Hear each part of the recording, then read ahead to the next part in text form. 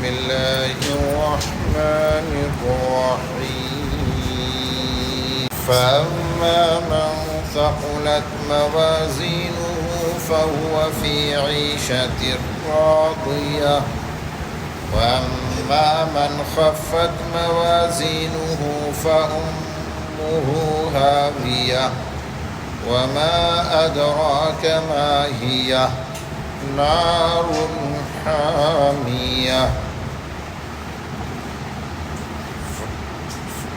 فأما من ثقلت موازینہ، بہرحال جس کا موازین بھاری ہو گیا بس وہ خوش و خرم زندگی میں ہوگا۔ موازین یہ میزان کی جمع ہے یا موزون کی جمع ہے؟ یہ مضمون قرآن کریم میں کئی بار آیا ہے جس میں وزن اعمال کا تصور دیا گیا ہے کہ تمہارے اعمال تولے جائیں گے، وزن کیے جائیں گے۔ وَنَضَعُ الْمَوَازِينَ الْقِسْطَ لِيَوْمِ الْقِيَامَةِ، کہ ہم قیامت کے دن موازین رکھیں گے۔ موازین میزان کی جمع۔ میزان کس کو کہتے ہیں؟ ترازو کو۔ اب جو بھی ترازو ہو، پہلے زمانے میں ترازو بولتے تھے تو 2 پلڑے والا، قبضے والا، وہی سمجھ میں آتا تھا۔ آج اس کی ایڈوانس شکلیں موجود ہیں کہ بھلے ہی 2 پلڑے نہیں ہیں لیکن پلس مائنس دونوں کو بتا دیتے ہیں۔ تو بہرحال میزان پرانے زمانے کی شکل کا ہو یا آج کے موجودہ زمانے کی شکل کا ہو یا آنے والے زمانہ جو اور ترقی کرے گا وہاں کوئی شکل بنے نئی میزان کی، اللہ ہی بہتر جانتا ہے، لیکن میزان ہوگا جس میں اعمال تولے جائیں گے، اور یہ انصاف کا ترازو ہوگا۔ صراط بالکل قسطاس مستقیم ہوگا، صحیح پرفیکٹ ترازو۔ لوگ تو ڈنڈی مار لیتے ہیں، تو وہ قسطاس مستقیم ہوگا، صحیح ترازو، صحیح وزن بتانے والا۔ اب یہ میزان، حدیث میں اس کی بڑی وضاحت آتی ہے کہ میزان عمل کے پاس ایک فرشتہ کھڑا ہوگا۔ جب کسی کے نام کی ندا دی جائے گی کہ فلاں ابن فلاں حاضر ہو، تو اپنا نامہ اعمال لے کر حاضر ہوگا، اس کے اعمال تولے جائیں گے۔ نیکی والا سائڈ جھک جائے گا تو وہ فرشتہ اعلان کرے گا خوش نصیبی ہو فلاں ابن فلاں کے لیے، اس کے بعد کوئی بدقسمتی نہیں، ناکامی نہیں، یہ کامیاب ہو گیا۔ اور اگر اس کی دوسری شکل ہو تو وہ فرشتہ اعلان کرے گا بد نصیبی ہو فلاں ابن فلاں کے لیے، کہ اب اس کی بد نصیبی کبھی زائل نہیں ہوگی۔ اور یہ بات آپ اس کی تفصیل کئی بار آپ سن چکے ہیں کہ اعمال جو تولے جائیں گے سب کے نہیں تولے جائیں گے، جن کے اعمال تولے جانے کی ضرورت ہوگی ان کے اعمال تولے جائیں گے۔ مثلا کچھ تو جیسا کہ صابروں کے بارے میں کہا انما یوفی الصابرون اجرہم بغیر حساب، اللہ تعالیٰ کہتا ہے میزان عمل قائم کرنے سے پہلے میدان حشر میں کچھ لوگوں کو براءت نامہ تقسیم کرے گا، سرٹیفکیٹ کچھ لوگوں کو ملے گا۔ وہ سرٹیفکیٹ کس کا ہوگا؟ کہ آگے کی لائن بالکل کلیئر ہے، ان کو کہیں روکا نہ جائے، ان کو سیدھا جنت بھیجا جائے۔ قرآن کریم میں ہے کہ اور یہ کون لوگ ہوں گے؟ صبر کرنے والے ہوں گے۔ انما یوفی الصابرون اجرہم بغیر حساب، بہت بڑی تعداد بھی ہوگی ان لوگوں کی۔ حدیث میں 70,000 بولا گیا ہے، لیکن جیسا کہ آپ کے سامنے بار بار اس کا تذکرہ ہو چکا ہے کہ یہ جو 70,000 کا فگر ہے، یہ نمبر مراد نہیں ہوتا، کثرت مراد ہوتی ہے کہ بہت سے لوگ بغیر حساب کے جنت میں چلے جائیں گے۔ تو ان کا تو کوئی کہیں پر روکا، ان کے پاس برات نامہ ہوگا، میں نے کہا اسی کو سرٹیفکیٹ، کہ ان کے اعمال تولے نہیں جائیں گے۔ اسی طرح کہتے ہیں کہ انبیاء کے اعمال بھی تولے نہیں جائیں گے، اس لیے کہ تولے جانے میں تو وہ ہو جہاں پلس اور مائنس کی شکل بنتی ہو، وہاں پر تولا جائے گا کہ کتنا کم ہے کتنا زیادہ ہے۔ تو انبیاء کرام تو ون سائیڈڈ ہوں گے نا، کہ ان کے پاس صرف ایک نیکیاں ہی نیکیاں ہوں گی، گناہ تو ہوگا نہیں نا۔ انبیاء تو معصوم ہوتے ہیں، تو جب گناہ کا سائڈ ہے ہی نہیں تو پھر ان کے اعمال تولے کیسے جائیں گے؟ اس لیے کہتے ہیں انبیاء کے اعمال تولے نہیں جائیں گے، وہ بھی بغیر حساب کے جنت پہ پہنچ جائیں گے، کیونکہ ان کے پاس صرف نیکیاں ہی نیکیاں ہوں گی۔ شیاطین کے اعمال تولے نہیں جائیں گے، ان کے پاس برائیاں ہی برائیاں ہوں گی۔ کہتے ہیں کافروں کے بارے میں قرآن نے کہا فَلَا نُقِيمُ لَهُمْ يَوْمَ الْقِيَامَةِ وَزْنًا، ہم ان کے لیے قیامت کے دن وزن قائم نہیں کریں گے۔ کہتے ہیں ان کے اعمال بھی تولے نہیں جائیں گے۔ اب سوال یہ ہے کہ کیسا بھی کافر ہو، دنیا میں نیکی تو کرتا ہی ہے نا، تو جب نیکی کرتا ہی ہے تو اس کا بھی تولنا چاہیے کہ اس کی نیکی کا وزن کتنا بنتا ہے۔ تو کہا جائے گا ان کی نیکیوں کا کوئی ویلیو ہی نہیں ہوگا۔ جیسے آپ مارکیٹ میں جاتے ہیں اور آپ دیکھتے ہیں کہ یہ مال بالکل گھٹیا ہے، یہ ایکسیپٹیبل نہیں ہے، تو اس کو سائڈ کر دیتے ہیں، کہتے ہیں بھائی اس کو وزن مت کرنا، یہ قبولیت کے لائق نہیں ہے۔ تو کہتے ہیں بغیر ایمان کے جب آدمی نیکی کرتا ہے نا تو اس کی نیکیاں ویلڈ نہیں مانی جاتی ہے، وہ ایلیجیبل نہیں ہوتا ہے۔ اس لیے کافروں کے اعمال بھی تولے نہیں جائیں گے، ان کو سیدھا کہ یہ کفر کے ساتھ مرا ہے، بغیر ایمان کے مرا ہے، تو اس کو سیدھا کہاں پہنچایا جائے گا؟ جہنم پہنچانے کا حکم ہو جائے گا۔ ہاں، جن کے پاس نیکیاں بھی ہوں گی اور ویلڈ نیکیاں ہوں گی، اور اس نے گناہ بھی کیا ہوگا، تو نیکی اور بدی میں فرق معلوم کرنے کے لیے ڈفرنس کتنا ہے وہ معلوم کرنے کے لیے میزان عمل میں اس کے اعمال رکھے جائیں گے۔ اب نیکی کا پلڑا جھک گیا مطلب نیکیاں زیادہ ہے، وہ جنت میں جائے گا۔ بدی اور برائی کا گناہوں کا پلڑا جھک گیا مطلب گناہ زیادہ ہے تو وہ جہنم میں جائے گا۔ اگر اللہ کی مرضی ہوگی اور کسی اور وجہ سے وہ جیسے سفارش وغیرہ کچھ نہیں ہوا تو جہنم میں جائے گا، اور کوئی وجہ ایسی بھی بن سکتی ہے کہ اپنے گناہوں کی وجہ سے بھی کے ساتھ وہ جنت میں پہنچ جائے اور جہنم سے بچ جائے۔ میں نے کبھی کہا تھا آپ سے، یہ جو وزن اعمال کا مسئلہ ہے ایک زمانے تک بڑا مشکل مسئلہ اس کو سمجھا گیا تھا، اور معترضین اسلام پر اعتراض کرنے والے اس ٹاپک کو لے کر اسلام پر اعتراضات کا پہاڑ قائم کر دیتے تھے۔ اور اعتراضات کی بنیاد کیا تھی؟ فلسفے کا وہ اصول۔ انہوں نے فلسفے میں ایک اصول، منطق کا ایک اصول، اس زمانے کی سائنس کا ایک اصول بنایا تھا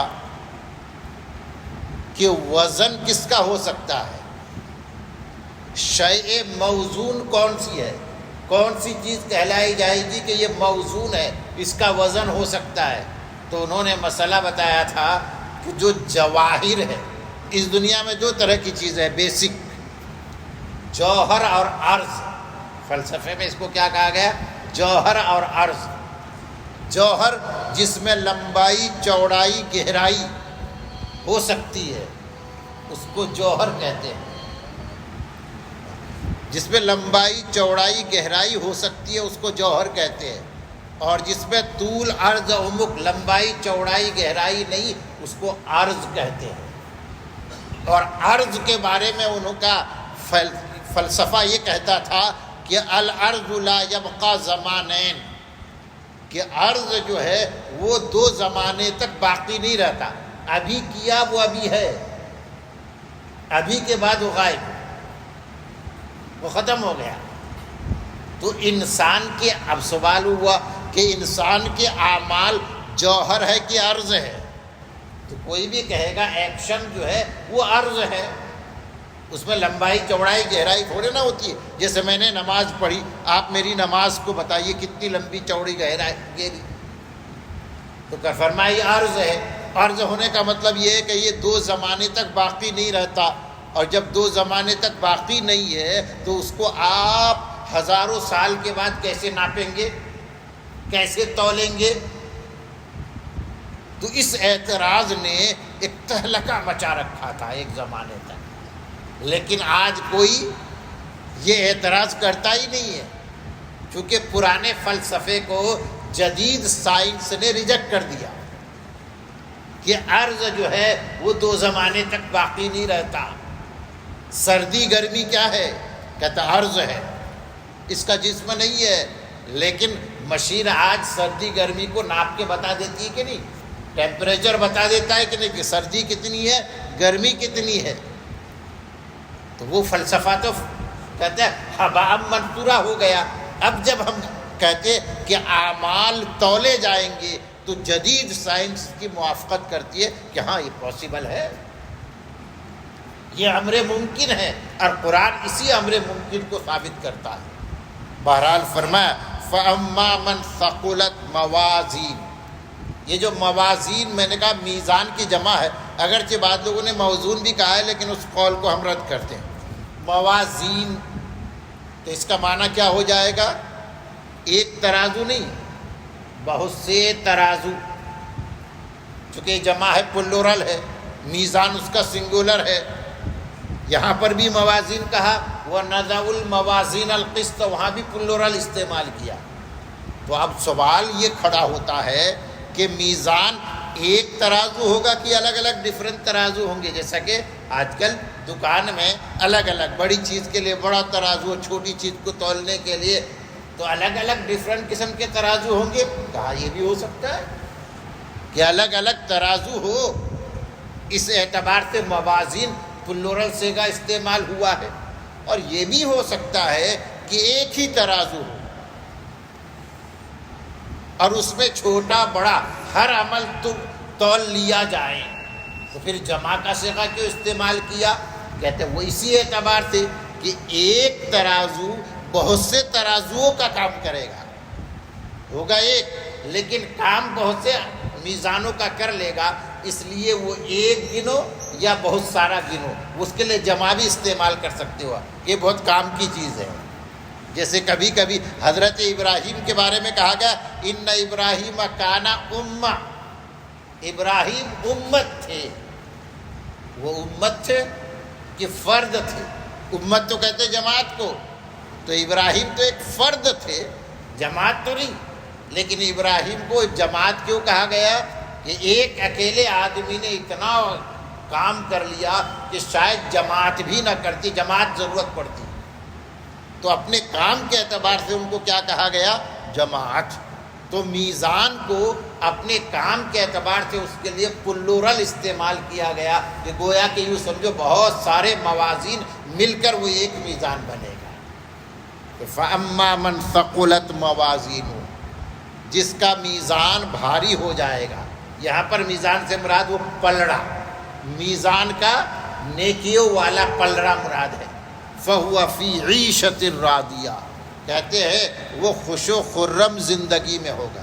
عیشتن کہتے ہیں زندگی کو، لائف، راضیہ خوش کرنے والی، ایسی زندگی ظاہر ہے کہ جنت میں ہی مل سکتی ہے۔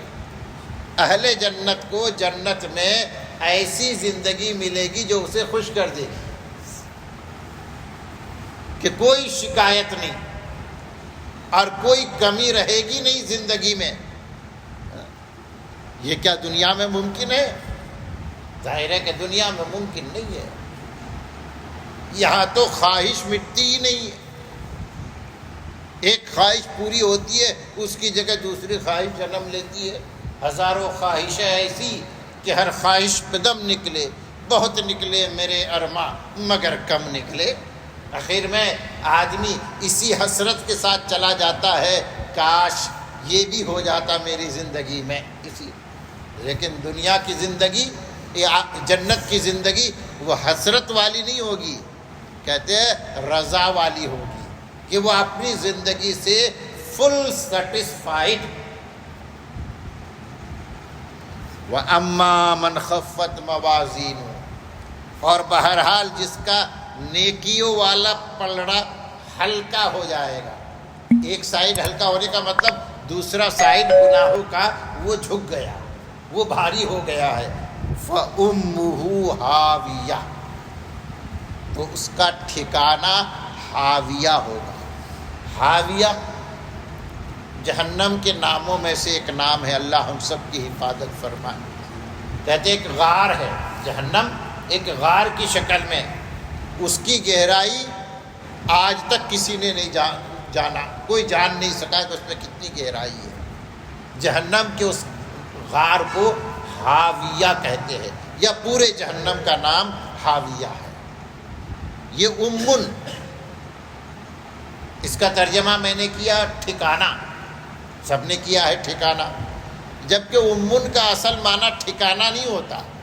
ٹھکانہ کے لیے مستقر آتا ہے، مسکن کا لفظ آتا ہے، یہ استعمال ہو سکتا تھا، لیکن یہاں پر امن کا لفظ استعمال، جس کا اصل معنی ہے ماں۔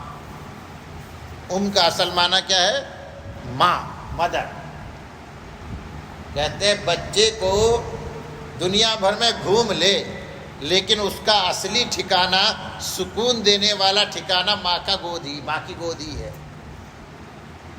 اس لیے ماں کیا ہے؟ وہ اولاد کا ٹھکانہ۔ اس اعتبار سے اس کا ترجمہ کر دیا جاتا ہے ٹھکانہ۔ فَأُمُّهُ، اس کا ٹھکانہ ہاویہ ہوگا، جہنم ہوگا۔ وَمَا أَدْرَاكَ مَا هِيَ، اور تجھے معلوم، کیا معلوم کہ کیا ہے یہ ہاویہ کیا ہے؟ دیکھیے عربی لینگویج کے حساب سے ماہیہ کوئی ورڈ نہیں ہے۔ ماہیہ یعنی ہا کے بغیر، اس پہ ہا آتا ہے نا، ماہیہ ہا پہ ختم ہے۔ اگر آپ اس کی عربی ڈھونڈیں تو ہا کے ساتھ نہیں ملے گا، بغیر ماہیہ، نہیں ماہیہ۔ What is this, what is دس کے لیے یہ تو ماہیہ، یہ کیا ہے؟ لیکن یہاں پر ہا بھی لگا ہوا ہے، کہتے ہیں اس کے لیے فواصل کی رعایت میں۔ کس کی رعایت میں؟ فواصل۔ قرآن میں جو آیتیں ایک جیسی ہے نا، نظم میں، شعر شاعری میں اس کو قافیہ کہتے ہیں۔ وزن جو ملتا ہے اس کو کیا کہتے ہیں؟ قافیہ۔ اسی طریقے سے قرآن کی آیتوں میں کچھ آیتیں ہم قافیہ ہیں۔ وَالضُّحَىٰ وَاللَّيْلِ إِذَا سَجَىٰ مَا وَدَّعَكَ رَبُّكَ وَمَا قَلَىٰ، یہ قافیے میں لگتا ہے، لیکن اس کے لیے قافیہ کا لفظ استعمال نہیں ہوتا ہے۔ اس کے لیے کس کا لفظ استعمال ہوتا ہے؟ فاصلے کا۔ اس کا یہ قافیہ ہی کا معنی ہے، فاصلہ کہتے ہیں اس کو، کہ ہم فاصلہ ہے، اسی کا عربی جمع ہے فواصل۔ تو چونکہ ہاویہ آیا ہے، آگے نارن حامیہ آیا ہے، تو ان کی رعایت میں ماہیہ کے بجائے ماہیہ کہہ دیا، تو فواصل کی رعایت میں یہ ہا بڑھا دیا گیا ہے، اور عربی زبان میں ایسا ہوتا ہے۔ تو وما ادراک ما ہیہ، تمہیں کیا معلوم ہاویہ کیا ہے؟ نارن حامیہ، گرم آگ ہے۔ نارن حاویہ کیا ہے؟ گرم آگ ہے، دہکتی ہوئی آگ ہے۔ اب سوال یہ ہے کہ آگ تو گرم ہی ہوتی ہے، تو پھر یہ کہنے کی کیا ضرورت ہے کہ حامیہ گرم آگ ہے؟ کہتے وہ اس لیے بتایا گیا کہ ہم جہنم کی آگ کو دنیا کی آگ پر قیاس نہ کر لے کہ جیسے دنیا کی آگ ہوتی ہے جہنم کی آگ بھی ویسے ہی ہوگی۔ جہنم کی آگ دنیا کی آگ سے بہت زیادہ گرم ہوگی، اس لیے کہا جاتا ہے نا کہ 70 گنا، یہاں پر بھی زیادتی کا نمبر ہے، 70 گنا زیادہ پاور والی ہوگی جہنم کی آگ دنیا کی آگ کے مقابلے میں۔ 1000 سال تک دہکایا گیا، پہلے سرخ تھی آگ، 1 سال تک دہکایا گیا، پھر سفید ہو گئی، پھر 1000 سال تک دہکایا گیا، سفید ہوئی، پھر 1000 سال تک دہکایا گیا، تو آگ کیسی ہو گئی؟ کالی ہو گئی۔ آج جہنم کی آگ کیسی ہے؟ کالی ہے، جس کو آپ بلیک ہول کا ایک کانسیپٹ ہے، اس پہ بھی ایک لمبی بحث ہوتی ہے۔ تو وہ گرم کھولتی ہوئی آگ ہوگی، دنیا کی آگ سے بہت زیادہ گرم ہوگی۔ اللہ تعالی ہم سب کی حفاظت فرمائے۔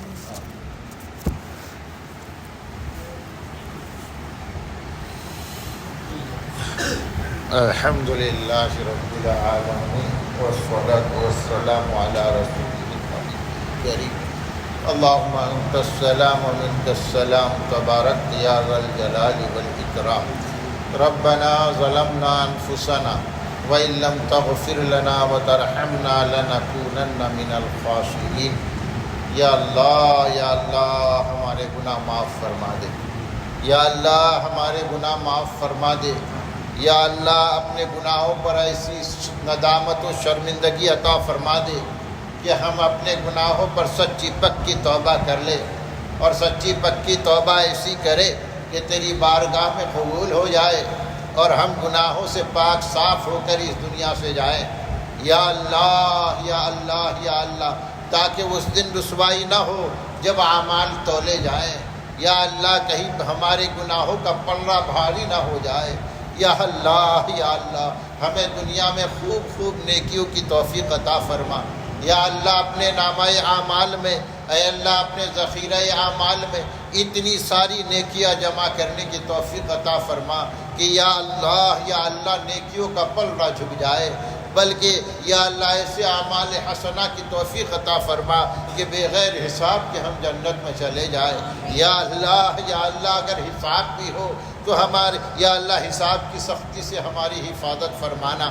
اللہم حاسبنا حسابا یسیرا، اللہم حاسبنا حسابا یسیرا، اللہم حاسبنا حسابا یسیرا۔